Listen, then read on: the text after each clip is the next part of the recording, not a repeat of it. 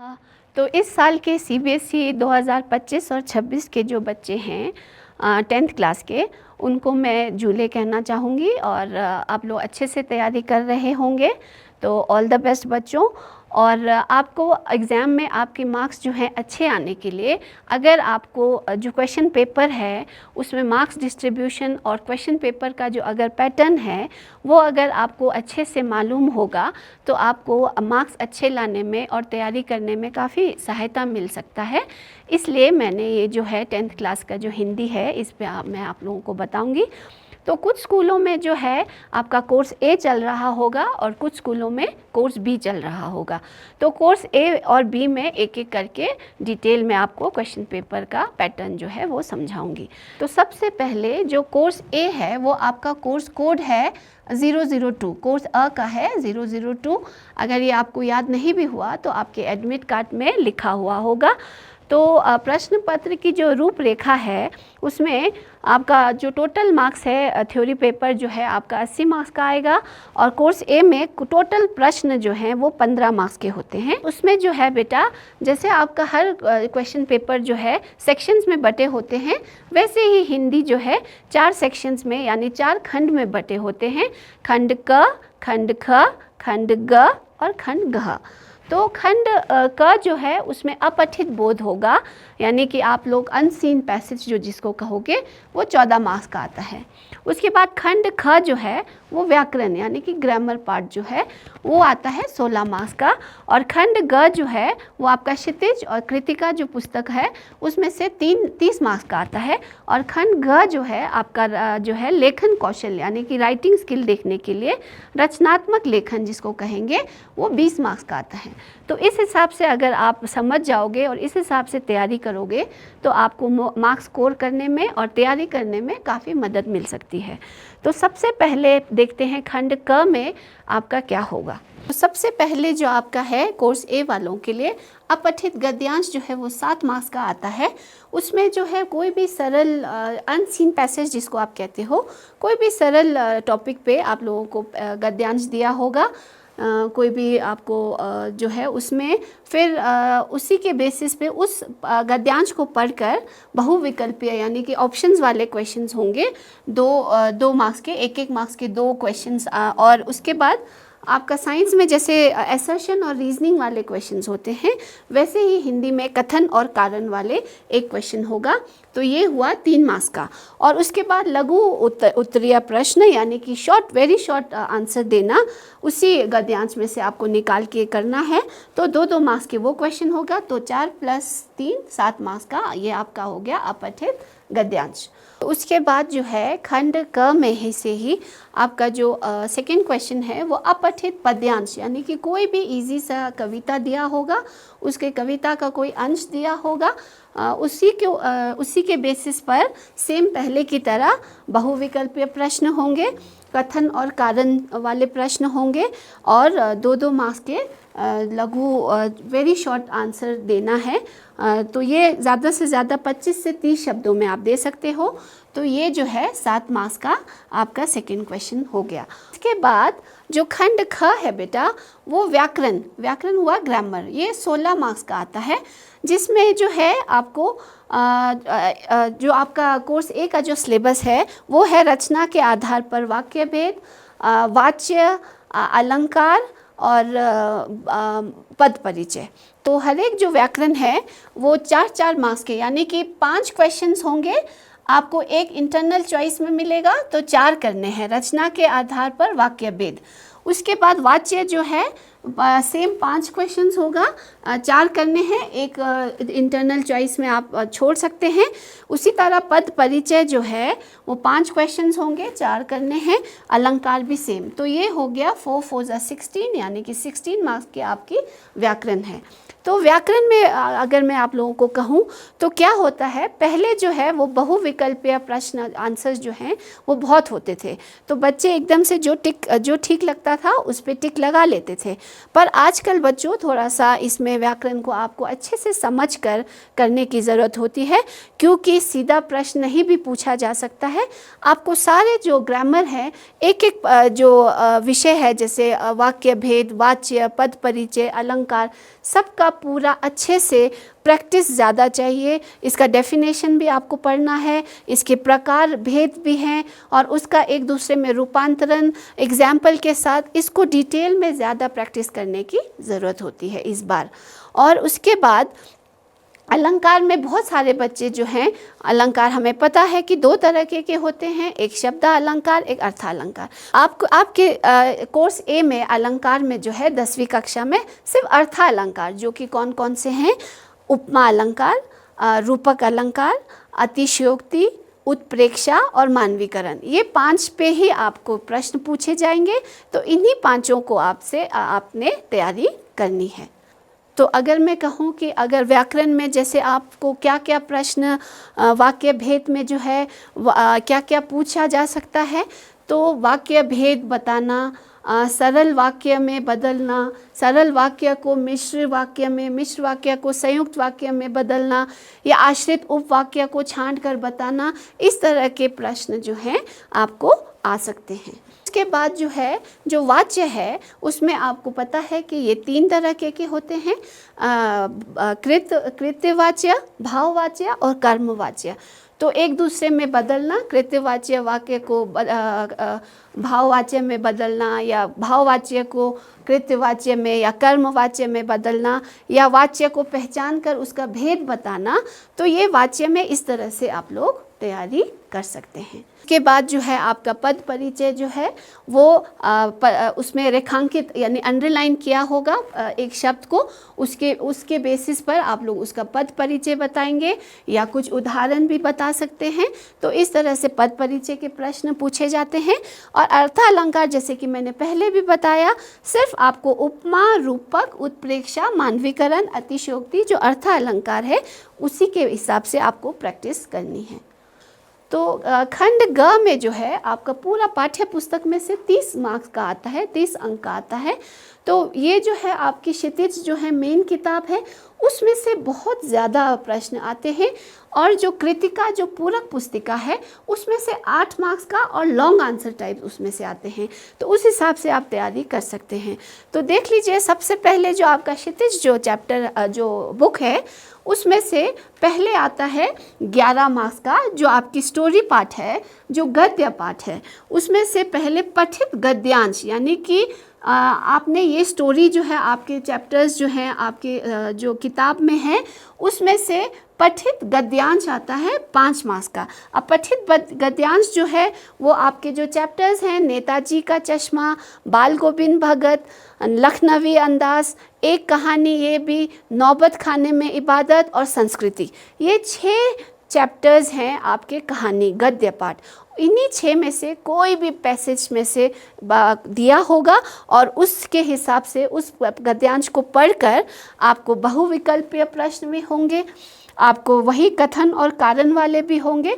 तो बहुविकल्पीय 3 हो सकते हैं, कथन और कारण वाले 2 हो सकते हैं। तो ये टोटल पठित गद्यांश जो है 5 मार्क्स का हुआ। उसके बाद जो है बच्चों उसी चैप्टर्स में से 6 जो हमारे कहानी पाठ के जो चैप्टर्स जो अभी मैंने बताए, उन्हीं में से आपको शॉर्ट लघु उत्तरीय यानी कि 25 से 30 शब्दों में ही लिखना है।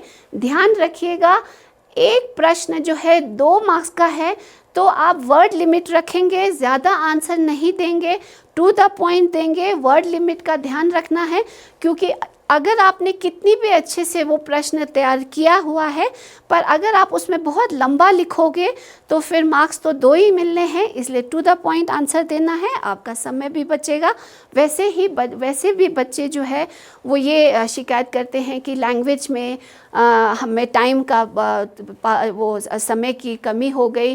तो जो अगर आप पूरा अच्छे से तैयारी करोगे और जितना पूछा गया है उतना ही आंसर दोगे तो आपका समय बचेगा और अच्छे से आप स्कोर कर पाओगे। तो इसमें से आपको कितने आते हैं, 4 प्रश्न होंगे, उसमें से 3 प्रश्न करना होता है और एक प्रश्न का 2 मार्क्स यानी कि 2 3 6।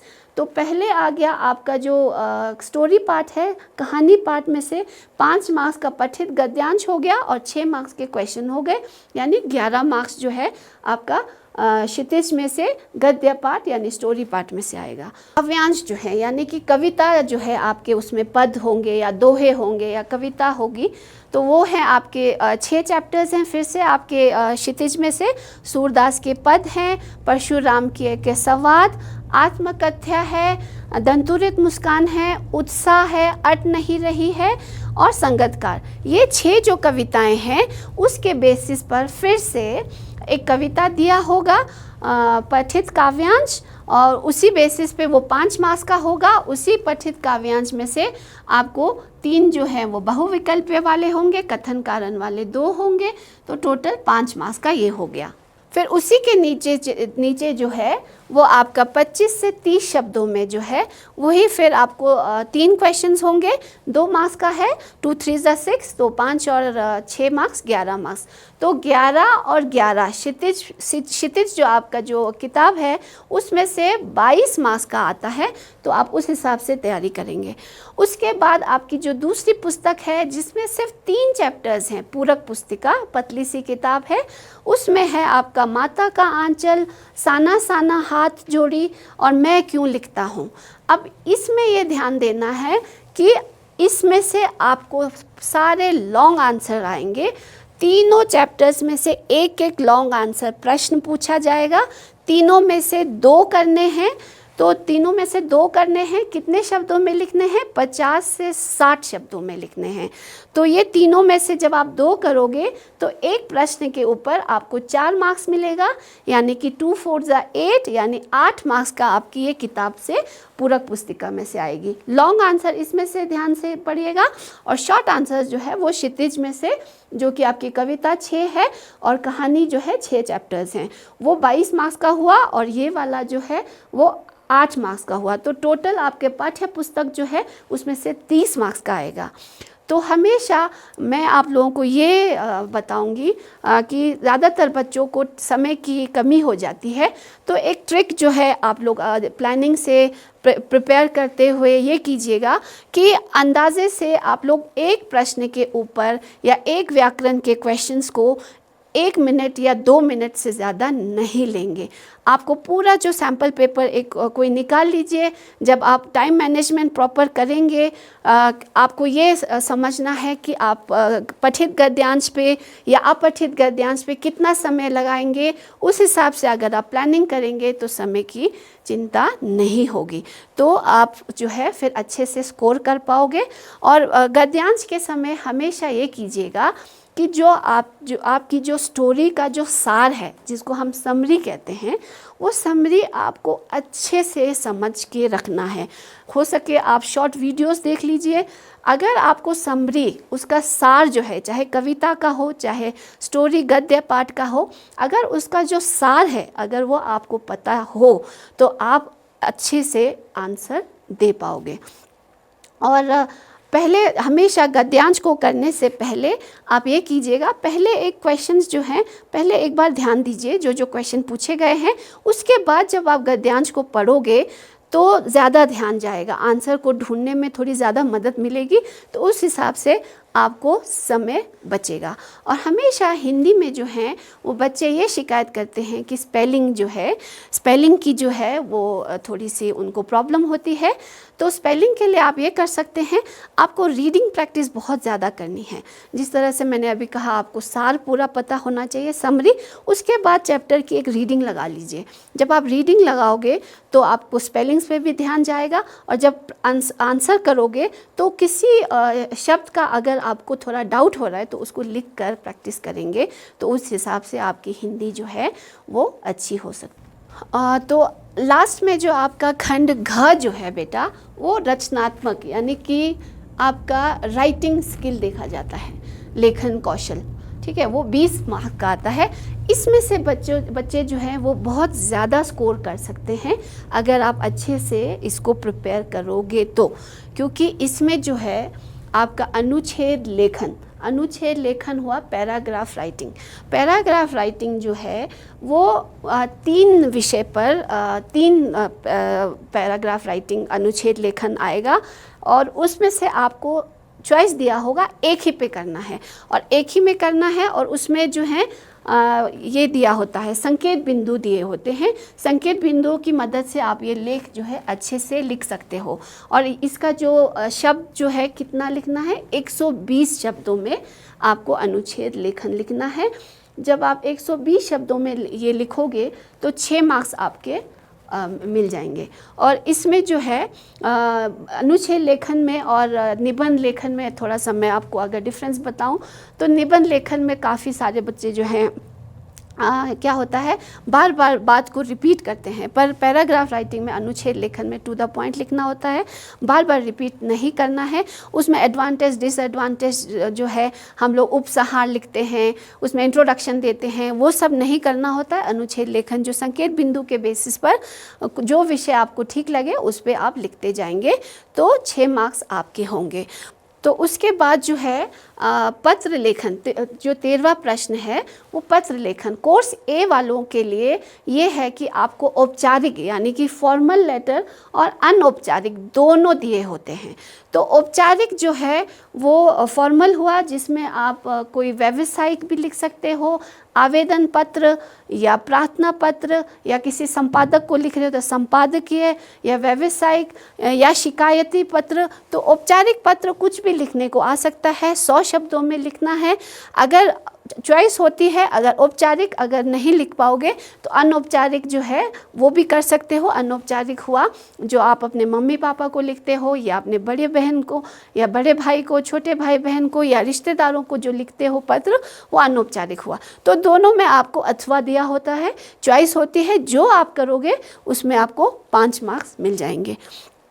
उसके बाद जो है 14वां जो है वो स्ववृत्त हुआ। स्ववृत्त क्या होता है आप लोगों को पता है, बायोडाटा जो है आप कहीं पर अप्लाई करने जा रहे हैं, किसी पोस्ट पे अप्लाई करने जा रहे हैं तो बायोडाटा या रेज्यूमी जिसको कहोगे, स्ववृत्त और ईमेल। ईमेल कौन सा हुआ, औपचारिक ईमेल, फॉर्मल ईमेल। इन दोनों में से चॉइस होता है, आप जो करोगे उसमें 80 शब्दों में लिखना होता है, 5 मार्क्स मिलेंगे आपको।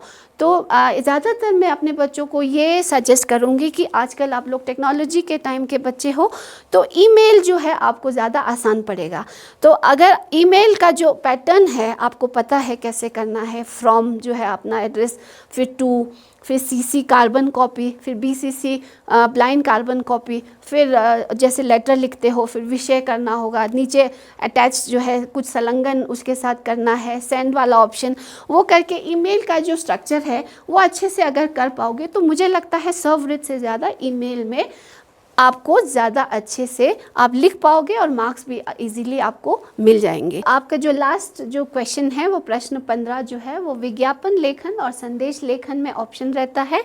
आप विज्ञापन लेखन चाहे कर सकते हैं चाहे संदेश लेखन कर सकते हैं। 40 शब्दों में लिखना होगा और उसमें आपको 4 मार्क्स मिलेगा। तो मैं ज़्यादातर बच्चों को यही एडवाइस देती हूँ कि विज्ञापन लेखन जो है आप अच्छे से इजीली और कर पाओगे, इसमें अच्छे से मार्क्स मिल सकता है। मैं फिर आपको फिर से अगर सजेशन दूँ तो आप, मुझे लगता है विज्ञापन लेखन में आप ज़्यादा स्कोर कर पाओगे क्योंकि एडवर्टाइजमेंट लिखना हर एक बच्चे को आता है। और विज्ञापन में आप लोग क्या कर सकते हो, थोड़ा सा पिक्चर नक्शा जो है ज़्यादा बनाना है, बॉक्स में बनाना है, उसको कैसे अपने विज्ञापन को अट्रैक्टिव बनाओगे कम वर्ड्स यूज़ करके जो है, उस हिसाब से मुझे लगता है विज्ञापन लेखन आप कर सकते हो, संदेश लेखन भी, पर विज्ञापन लेखन में आप इजीली स्कोर कर पाओगे। तो यही है आपका कोर्स ए का जो है। और मैं यही कहूँगी कि आपको समय जो है, समय की जो कमी होती है वो प्रैक्टिस से ज़्यादातर आएगा। स्पेलिंग की प्रैक्टिस आप कीजिएगा, अच्छे साफ़ सुथरा हैंड राइटिंग में थोड़ा बड़ा बड़ा स्पेस लेके एग्जामिनर को, ताकि प्रेजेंटेबल अच्छा लगे। तो उस हिसाब से अगर आप लिखेंगे तो आप अच्छे मार्क्स स्कोर कर पाएंगे और मेरी शुभकामना आप लोगों के साथ है। अब इसी के साथ जो है 15 प्रश्न जो है कोर्स ए का ख़त्म हुआ। अब मैं नेक्स्ट वीडियो में कोर्स बी वाले जो बच्चे हैं उनके लिए मैं बताऊंगी कि वो पैटर्न कैसा होता है।